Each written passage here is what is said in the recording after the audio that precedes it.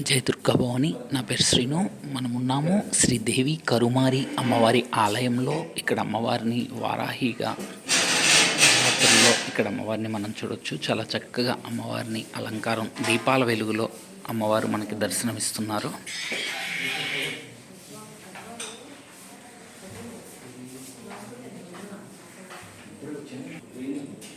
దీపాల వెలుగులో వారాహి అమ్మవారు అనమాట. చాలా చక్కగా అమ్మవారిని పూలతో అందంగా అలంకారం చేశారు. చూడొచ్చు మనం అమ్మవారిని.